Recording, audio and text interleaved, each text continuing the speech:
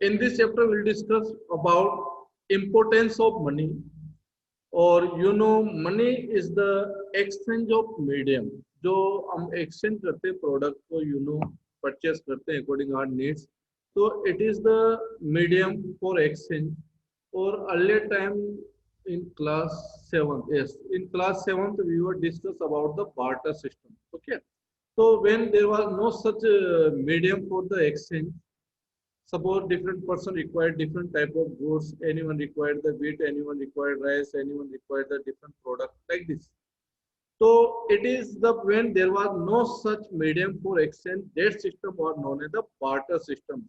We exchange the goods with the help of goods only. Okay, if you required wheat or I required the rice, so we will exchange our product. मुझे wheat चाहिए, आपको rice चाहिए, तो I will provide the wheat, rice, और आप जो भी exchange कर लेंगे according the requirement. So this system is known as the barter system. But later on, when if देखो हमारे सिंपल सी लैंग्वेज है, if when a problems will be come, जब समस्या और प्रॉब्लम्स आते हैं तो सॉल्यूशन ऑटोमेटिकली भी. So when they feel कि any one person required the wheat but another required different product, or they can't exchange. Yes, sometime कि suppose I need, yes, I required the wheat, or such product not available with other person, so they try to find out the solution and they make the medium.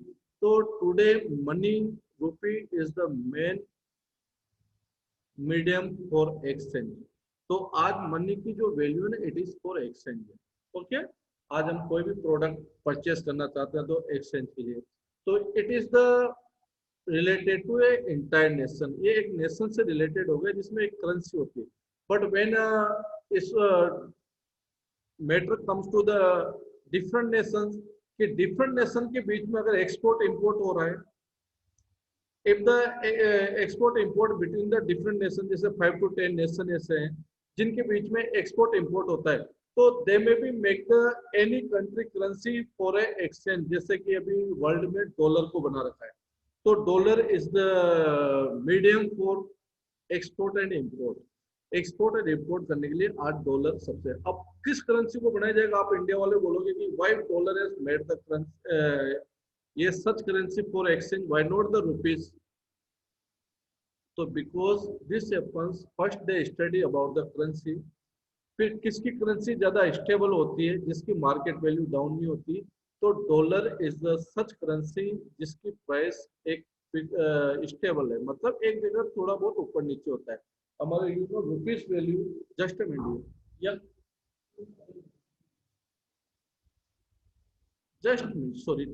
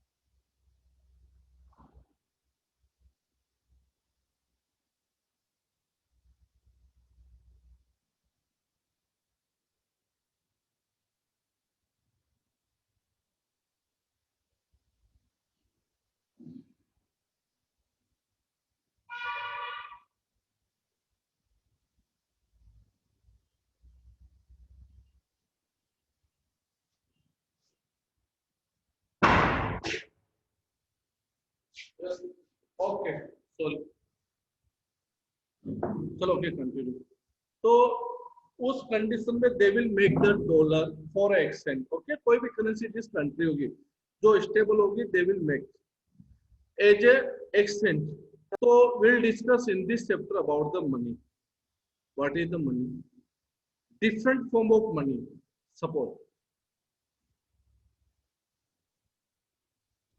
अब it is the form in paper currency, जैसे 200 rupees note है, तो it is the in the form of paper currency, paper currency just तो these are the different forms of money। एक paper currency form में हो गया, sometime it will be in the form of DD, demand draft, demand draft form में होता है, sometime it will be in the form of like this is the check, okay, ये check है, you can see check, तो sometime it is in the form of check, cheque number नीचे होता है, ये आपके बहुत इंपॉर्टेंट लाइफ में काम आता है, this is the cheque number, first वाले जो नंबर है ना, it is the cheque number होते हैं बेटा ये, ओके, यहाँ ओनर का जिसको आपको देना है उसका नेम आ जाएगा, it is from my account, that why account number is mention, okay, और some time if we cross the double line here ना, तो it will be account pay, account pay होता है, उसी अकाउंट में पे होगा वो दूसरे में नहीं जाएगा, तो this are the legal information about the money और मे बी द, तो एक फॉर्म हो गई rupees currency, paper currency, second form in the form of cheque, cheque पे एक वैल्यू है, क्योंकि अगर आप I am giving the 5000 rupees cheque to anyone ना, तो उसको 5000 रुपीज ही मिल रहे हैं ना, तो it is the also part of different form of money. DD होता है, DD means demand draft, suppose you want to purchase a new car और you have taken the loan from bank, तो bank will be provide the DD to the particular agency और may be showroom, showroom के name का DD बना देगा कौन, जो bank है, और आप उस डीडी को डिपॉजिट कर दो, you know very well about the DD, you are in class 10th, I know very well, because your parents also deposit your fees earlier time in the form of DD, okay, through the DD, demand draft, so DD also है, another one share, we purchase the share market, it is also, चलो तो investment हो गया, okay, so these are the different forms of money we'll discuss in this chapter, जो different forms है, अभी मैं introduction दे रहा हूँ chapter का, okay, so this different form of money we'll discuss in this chapter, later on we'll discuss about what will do with the surplus और extra money, जो हमारे पास पैसा होता है ना, उसका हम क्या करते हैं, तो sometime we deposit inside the bank, जो हमारी सेविंग है, तो जो लोगों के पास पैसा है तो उसका वो क्या करेंगे, they will deposit inside the development just bank.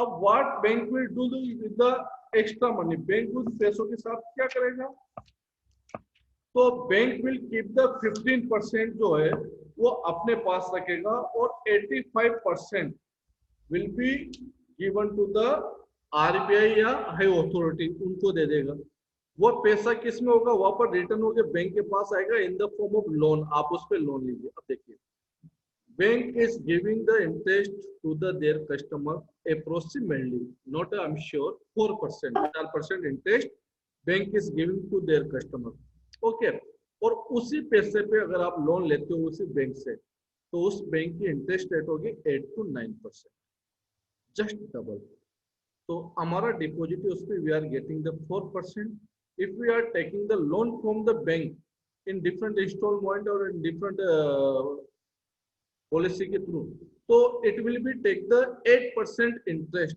जो बैंक हमसे कितना लेगा, 8% इंटरेस्ट लेगा, तो रेस्ट ऑफ 4% क्या करते हैं, I don't know about it, but may be to maintaining the building, for employ salaries, for ATM, what facility they are providing for their public, these are different may be expenses of the bank, जहाँ पे वो हो सकता है may be possibility जहाँ उस चीज को वो यूटिलाइज करते हो, तो this is the deposit and bank, deposit and bank will discuss in this chapter, will deposit our money to the bank, bank will issue to us, ये मे बी ये डायरी जिसको बोलते हैं account diary, I am also having the account diary,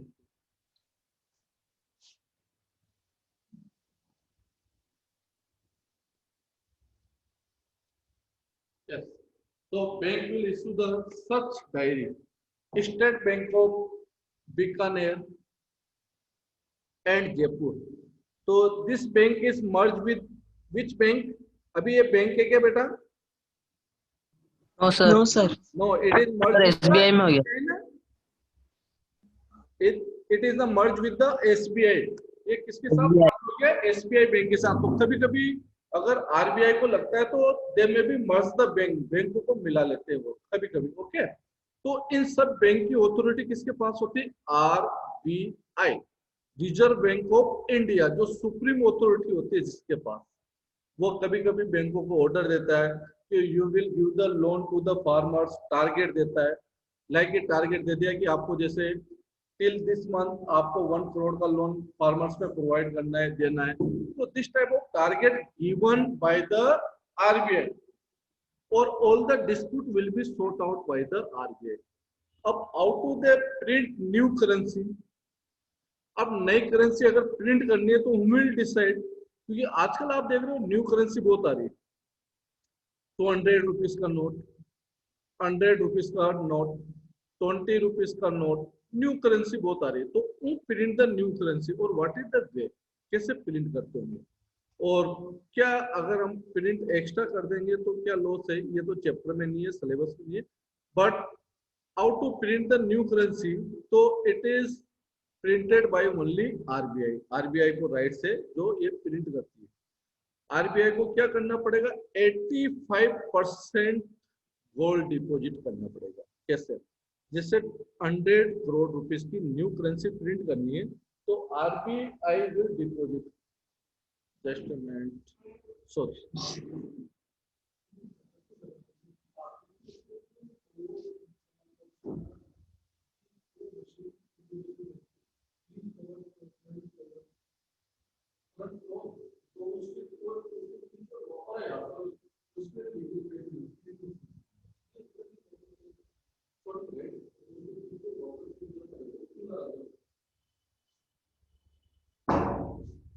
sorry dear, sorry, आज बहुत disturb कर रहा हूँ आपको, सॉरी।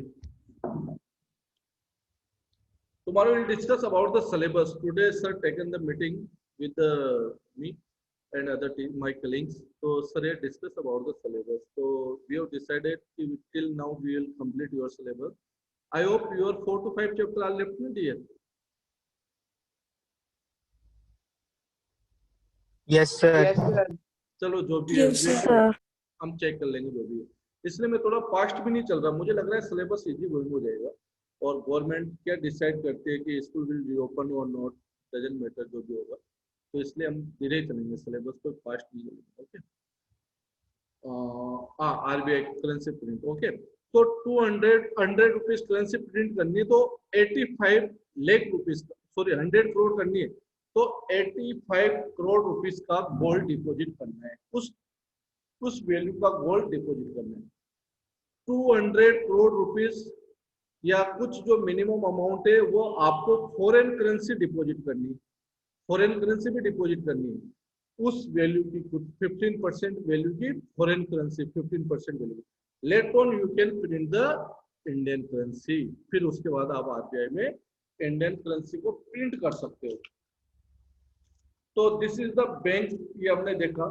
तो इस चैप्टर में हम ये भी स्टडी करेंगे, there are 2 form, formal, informal, formal, informal, formal sector of loan और इनफॉर्मल सेक्टर ऑफ लोन। यानी हम लोन किन किन से ले सकते हैं? फॉर्मल सेक्टर होते हैं those are the registered by the government, जो गवर्नमेंट के द्वारा रजिस्टर्ड है, जो यू नो वेरी वेल, जैसे बैंक, कोऑपरेटिव सेक्टर्स, जो रजिस्टर्ड है गवर्नमेंट के द्वारा। तो this are the formal sector, formal sector है। और informal sector those are not registered by the government. जैसे सपोज योर एनी रिलेटिव जिनसे आपने लोन लिया है, तो this are the informal, money lender informal, landlords informal. तो this are the different person who provide the loan, one is the formal और informal. तो what are the difference between the both, will discuss. क्या क्या difference हो सकता है? Simple सा difference है, interest rate will be different in the informal और there will be different interest rate in the formal. Formal की एक फिक्स इंटरेस्ट रेट होगी बैंक की, इनकी कोई फिक्स नहीं होती, किसी से 2%, किसी से 14%, में भी जो भी। Late on will discuss. फिर will discuss the next point from this chapter, loan activity. कि how the bank provide the loan to the their customers. तो बैंक क्या करता है, एक साइड आपसे क्रेडिट डिपॉजिट ले। The meaning of credit, simple meaning है क्रेडिट तो ना, debited and credited.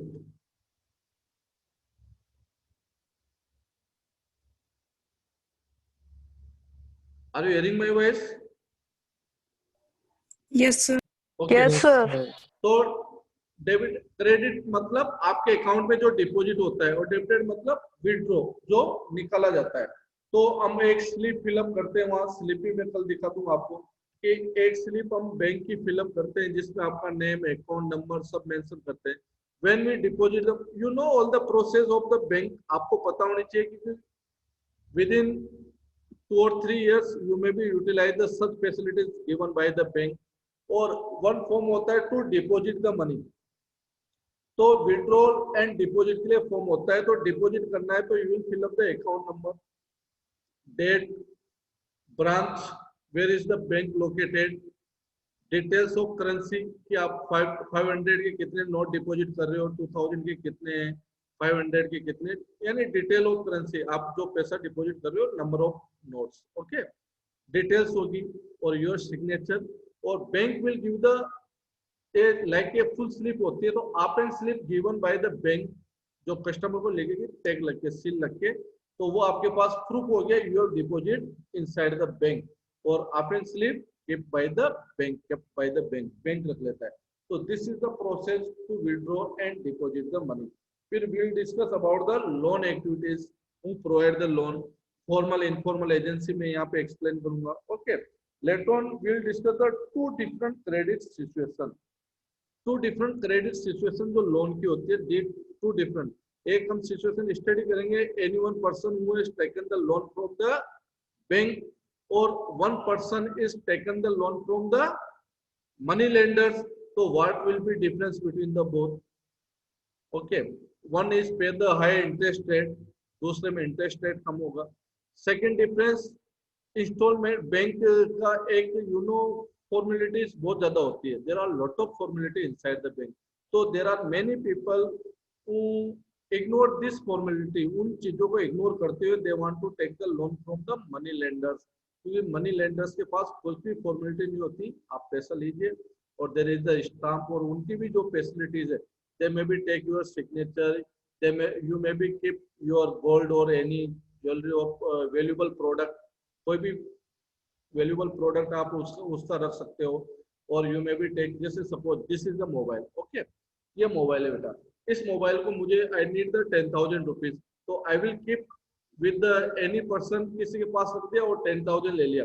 when I will hand over to the 10,000 ना, I will again take my, I will keep my mobile again, वापस मैं उससे mobile ले लूंगा। ओके, 10,000 देके। तो कभी कभी ऐसा भी होता है कि मैनी टाइम गोल्ड या ऐसी चीज डिपॉजिट करके भी लोन लिया जाता है। अब आजकल ये फैसिलिटी बैंक भी दे रहा है, जिसमें mostly ICICI bank gold loan देता है, सभी देते हैं, but there is the formality in other bank. तो आजकल आपको अपने गोल्ड डिपॉजिट करो, you may be take the loan. तो this is the different policies through the loan. तो we will discuss in this chapter two different credit situation. Okay, फिर later on we will discuss about the formal and informal sectors of credit of loan. तो formal informal मैंने बता दिया आपको कि money lender से one side banker, bank के, दोनों में क्या अंतर है? एक तो इंटरेस्ट रेट डिफरेंस होगी, second less formality inside the informal, ज़्यादा formality inside the bank. Another one, it is the supervised by the RBI, बैंकों के ऊपर supervise करने वाला कौन है? RBI है, but informal sector में कोई भी नहीं है पूछने वाला। इधर बैंक क्या होता है, रिस्क कम लेता है और they may be take the risk, तो पैसा डूबने के चांस होते हैं। तो this all the points will discuss in this chapter। इस चैप्टर के अंदर बेटा हम ये सब पॉइंट डिस्कस करेंगे। Okay, so tomorrow we'll continue with this chapter or we'll discuss this all the point. So dear, tomorrow onwards we'll start, or within 2 or 3 days we'll complete this chapter, बहुत easy chapter है, or I will provide the notes. Okay, मैं Thank you, sir. Okay dear, have a good day बेटा। Yes, sir. Thank you, sir. Thank you, sir. Thank you, sir. और listen, regarding the syllabus I will inform later on, क्योंकि आपके भी बहुत time बाकी है। Exam का। I hope second last और Yes. लास्ट पेपर है आपका। Yes, sir. Inform dear. Yes, sir. Okay, thanks, have a good day.